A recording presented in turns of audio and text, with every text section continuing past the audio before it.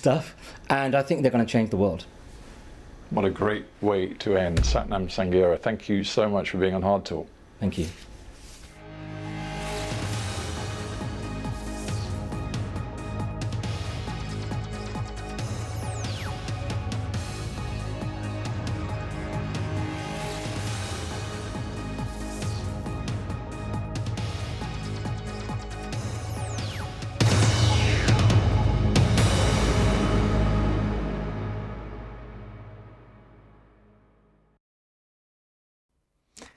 Hello. Well, the key message in the weather forecast is that the weather is going to be very settled over the next few days. A big area of high pressure is going to establish itself across the UK, and that means settled conditions, I think, in the run-up to Christmas.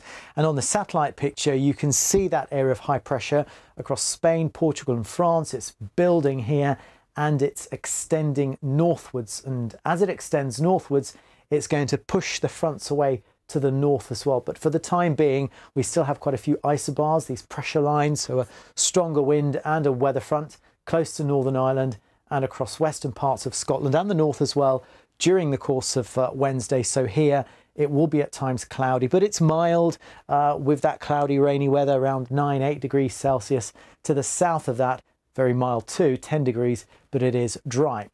Now, the cloud cover on Wednesday will vary considerably across the UK. We still have that weakening weather front in the northwest here, so dribs and drabs of rain, and at the very least it will be cloudy, but plenty of bright, if not even sunny weather around Merseyside, parts of the Midlands, Lincolnshire, also northern and eastern parts of Scotland. In the south, we have thicker cloud because it's drifting in from the southern climes here. Now, this high pressure really will be in place across the UK by Thursday. You can see the weather fronts have been pushed to the north, so that means it's drying out right across the UK. Still a little bit of rain, maybe early in the morning, flirting with the very far northwest of Scotland and the Northern Isles, but you can see the bulk of the country is dry on Thursday. And again, a lot of variation in the cloud cover, but wherever you will be on Thursday, I think the temperature will be more or less the same, around 10 to 12 degrees Celsius. Now, this is what we call a blocking high, and this happens when the jet stream sort of wraps around it in the shape of the Greek letter omega. So you can just about make out that omega shape. When that happens in the atmosphere, things don't tend to move around an awful lot. They get sort of locked in. So that's why that high pressure will lock itself in across this part of the world, across our shores. So very little change is expected as we head through Friday, through the weekend and into next week as well. That's it from me.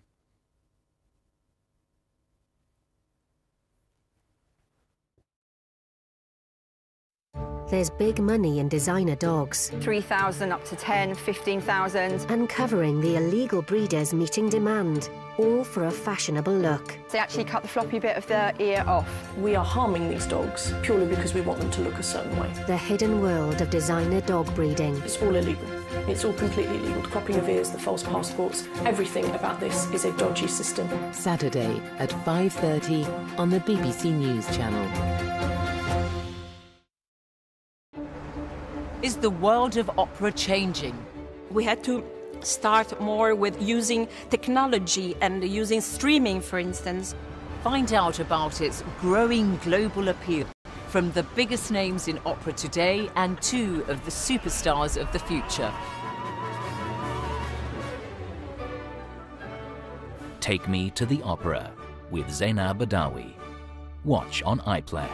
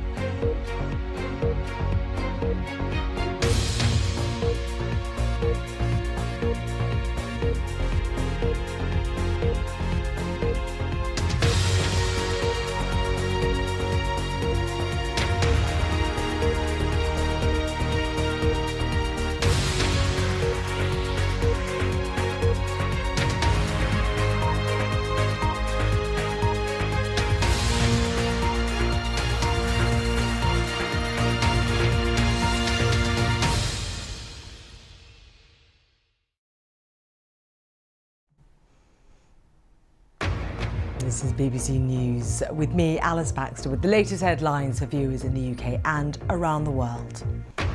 One step closer to criminal prosecution. The US Congress backs contempt charges against Donald Trump's former Chief of Staff, Mark Meadows. Boris Johnson faces more questions over his leadership. New party claims emerge after his own MPs vote against him. A welcome change to travel restrictions. Australia opens up to some vaccinated visitors and the UK closes its quarantine hotels. Celebrations and hugs for ministers. Malta legalises cannabis for personal use in a European first.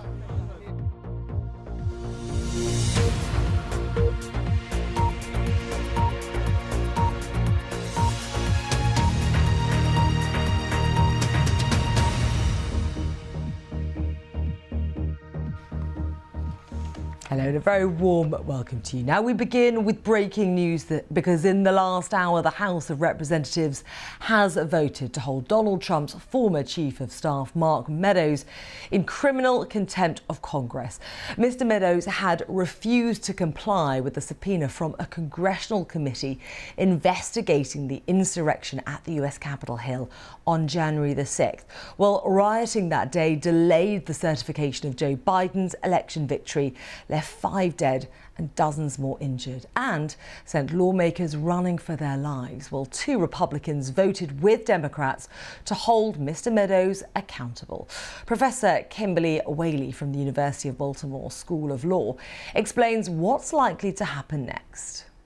The recommendation goes to the Justice Department that will then make a decision as to whether to actually indict him for contempt as recommended by the House of Representatives.